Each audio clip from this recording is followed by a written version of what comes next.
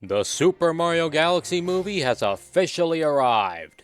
I've been waiting on this bad boy for quite a while now, given how much I absolutely adore the first Mario movie. So when the sequel was officially announced, I was pretty excited. But I also had a very small concern about it. You see, I was pretty skeptical about the fact that they named the movie the Super Mario Galaxy movie. The reason this aspect bothered me a bit was because the thing about the first Mario movie is that it didn't try to base itself into one singular game. They took aspects from several games and just used those to make their own story, entirely separate from what happens in the Mario games. And I figured they would do the same thing for the sequel until I saw this title, but then the movie did just end up being a completely original story that takes aspects from several games across the Mario series and isn't just a direct adaptation of the Mario Galaxy game. Apparently it wasn't even named the Mario Galaxy movie for the sake of adapting the games, it was just named that since the movie would be expanding the Mario universe. And that's where I think most of this movie's issues lie. If it had just been called the Super Mario Bros. Movie 2 instead of trying to advertise itself as an adaptation of the most glorified Mario game of all time, then it probably would have resulted in a slightly less frustrating movie.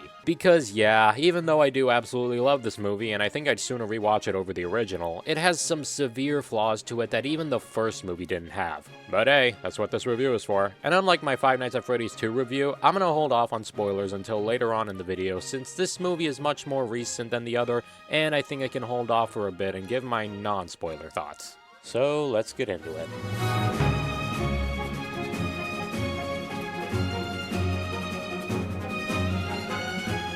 I suppose I should start this review off by stating my personal biggest issue with this movie, Rosalina. She's essentially a plot device in this movie, and that really sucks. If you've seen any advertisement for this movie, you'll know that they show a lot of clips of Rosalina's fight against Megaleg, and that's because that's the only real scene she has. It's a really great scene, I'll give it that. They do some really interesting stuff with Rosalina's powers, Megaleg is as epic as always, and the Comet Observatory being used as a backdrop made it so much more fun to watch. But unfortunately, this scene doesn't really make up for Rosalina's lack of real presence for the rest of the movie. After this fight with Megaleg, she's mostly absent until the climax, where she doesn't even really do anything there either. Probably the thing I most dislike about her in this movie, though, is the fact that her backstory was kinda just left out of this movie entirely. Well, maybe not entirely. They did add one thing about her past that establishes a relationship between her and another character, and I kinda really don't like that they did that. It's just something that feels entirely made up for this movie, since it's not present anywhere in the games. And if you want to say something about how it was a scrapped idea for the Mario Galaxy game, that's all it was. A scrapped idea that never made it into the official canon. It would never even function within the canon given the fact that Rosalina's over 100 years old. So her backstory in this movie just seems to be completely made up.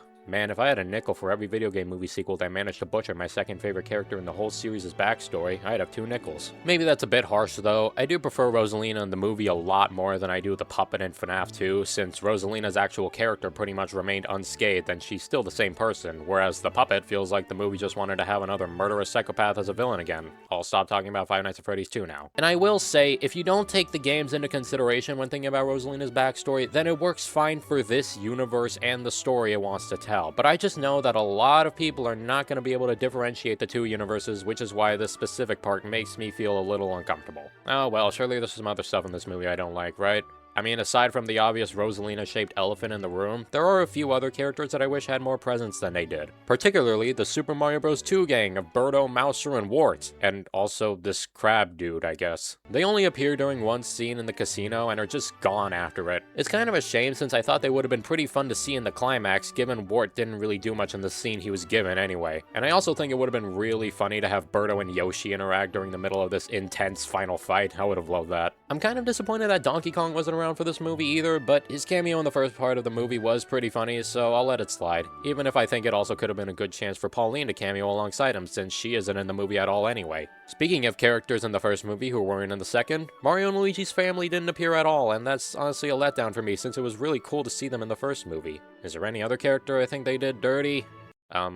I guess I kind of wish Kamek was more useful. They sideline him pretty hard for the most part, and it kind of feels like he's been nerfed since the last movie. I don't know, that's all I got. Moving away from characters, something else I think was weird about the movie was the part where they end up in the Cascade Kingdom. Or Cascade Galaxy, I guess would be the right term for this movie. It kind of just happens, and it doesn't really feel like it affects the overall story enough to justify its place. The whole scene of them being chased by a dinosaur could be completely cut out, and it really wouldn't affect anything later on. I personally think they should have used that T-Rex in the climax to fight against the monster Bowser Jr. makes. If you know which monster I mean, then you'll know how epic that would have been. Or maybe they could have just gone the game-accurate route and have the dinosaur be Dino Piranha instead. Because if anything is from Mario Galaxy, then that automatically makes it better, am I right? What else? I wish they gave some more backstory to Bowser's relationship with Junior. I mean, if they can make some stuff up for Rosalina, surely they can make some stuff up for Junior too, right? There are a few other locations that I wish got more screen time too, specifically the Comet Observatory and the Honey Hive Galaxy. Something else I thought was kind of weird was that the movie ends kind of abruptly. Sort of similar to the first movie, but it's way more noticeable here. And another thing that was probably just a problem I had with the movie, but the end credits felt really fast. Like, I don't think I had any time to pay attention to both the credits and what was going on in the background of them. I think that's all the things I don't like about this movie. Again, this movie's got a lot of little problems that I don't personally mind all that much, but I can't stress enough how much the stuff they did with Rosalina just kinda leaves a sour taste in my mouth. If they actually stuck to her backstory and gave her more to do in the story, then I would have personally called this a 10 out of 10 experience. I'm just hoping they do the same thing they did with Luigi, where they're not all that present in the first movie they're in, but are more active in the next movie they're in. We'll see in 3 years, I suppose. I guess since I'm done talking about the things I don't like about this movie, then the only logical step is to talk about the things I'm neutral about in this movie. Just a bunch of random stuff that I don't have any real opinions on, but I still felt was worth pointing out. The first one being that Mario is kind of just not the focus of this movie's story. The actual character who has a personal journey here is instead Princess Peach. Now, I wouldn't mind that since she's my third favorite character in the Mario series, but her story in this movie sort of ties into some complaints I mentioned earlier. If you've seen the movie, you'll know what complaints I'm referring to, and if you don't know, then I'll talk about it in the spoiler section, I guess. But again, the story works for this specific movie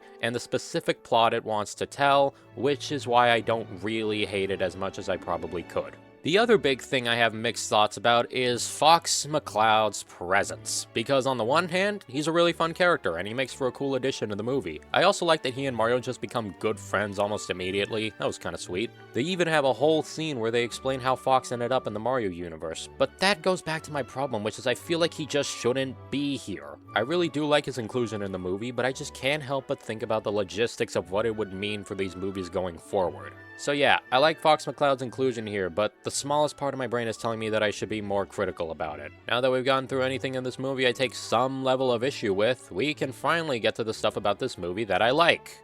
Literally everything else. The animation in this movie is absolutely insane. I thought the first movie had great visuals, but they just turned that shit up to 11. The fight scenes are so fluid and intense. I already brought it up, but that battle between Rosalina and Melee is so damn cool to watch, and the final battle with Bowser and Bowser Jr. looks amazing. The environments also have a lot more to them. There's so many little background details of the different galaxies, and it just makes them all feel so alive. They even animated an entire segment with Fox McCloud in a 2D style, and it looks phenomenal.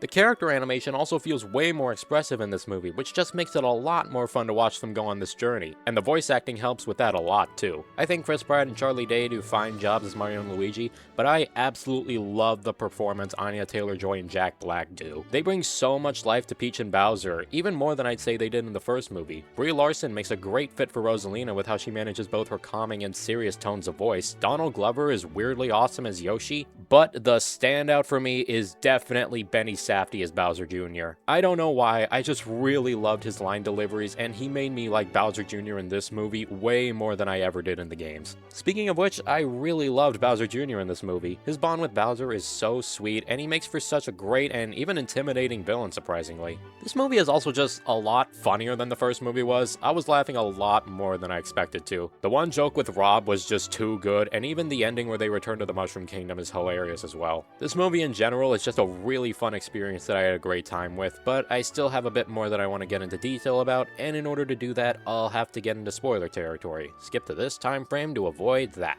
So going back to what I was saying about how Rosalina's backstory was heavily altered, the backstory also just kind of feels very half-baked within the context of the film.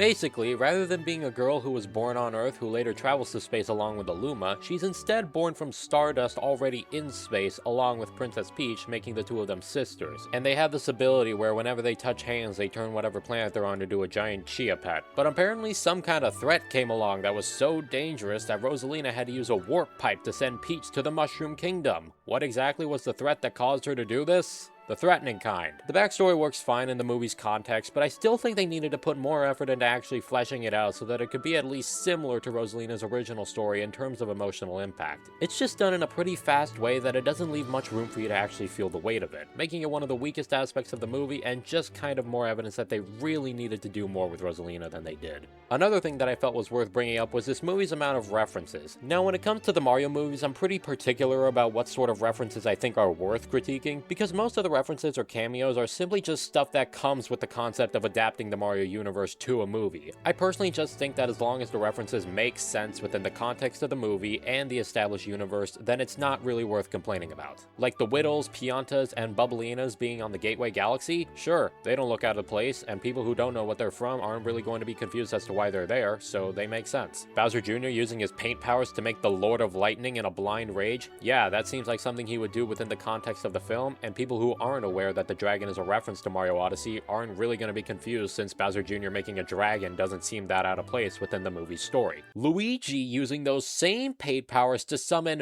Mr. Game & Watch is something that does not make sense within the context of the movie. Absolutely nothing made this seem like it would happen or was something that even could happen, which means that people who don't know who this guy is are going to be confused as to why he's there, and people who do know who this guy is are also going to be confused as to why he's there. I excused Robbed and the Pikmin since they were both pretty non-impactful to the overall movie, but Mr. Game & Watch is literally the one to defeat Bowser just all on his own, so clearly he's someone important, which means I gotta judge him as so.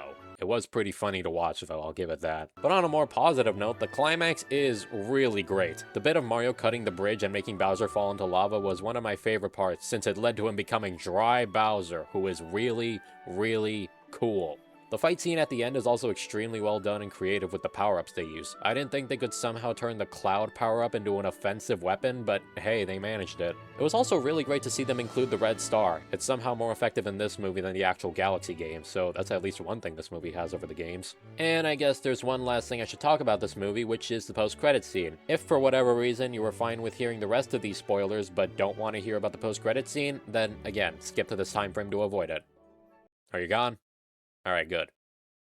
Daisy in the post-credit scene! This scene alone is reason enough for me to watch the third movie day of. I don't even care if she's in the movie for less time than Rosalina. She's gonna be there, and I will be too. Yeah, if you were curious as to who my first favorite Mario character is, you should be aware now. Overall, this movie is kind of a lot to take in. I was pretty much already guaranteed to like the movie before it even came out, given the fact that Mario is my favorite video game franchise, but I did do my best to be critical about certain elements of the movie. If I were to judge this movie critically, then... mediocre! But the thing is, I'm not a critic in this instance. I'm the guy whose parents knew to get him a Yoshi popcorn bucket without him asking or even letting them know it exists. So yeah, from the perspective of me, I rate this movie 96.8 out of 121 Mario Galaxy stars. That's an 8 out of 10, by the way. I'll probably be more lenient about this movie on a second viewing now that I know what to expect, but this is just my thoughts on it for now. I also want to make it clear that this movie has in no way made me lose interest in the future of these movies. I'll still be there for the third movie and any more to come because, again, if you're someone who enjoyed the first movie, you might end up enjoying this one as well, but if you're a Mario Galaxy or Rosalina fan and hope that this movie is going to do them any form of justice, maybe steer clear. Anyway, that's all I really have to say, and I mean, I technically stood by my promise of getting this video out before the end of the month, you know? With that being said, I got no idea what my next video is going to end up being, but I'm hoping to do more of these sort of review-esque videos because I have a lot of stuff I want to talk about, so I hope you guys are alright with me making more of them in the future, and I hope to see you all whenever my next video rolls around. Goodbye.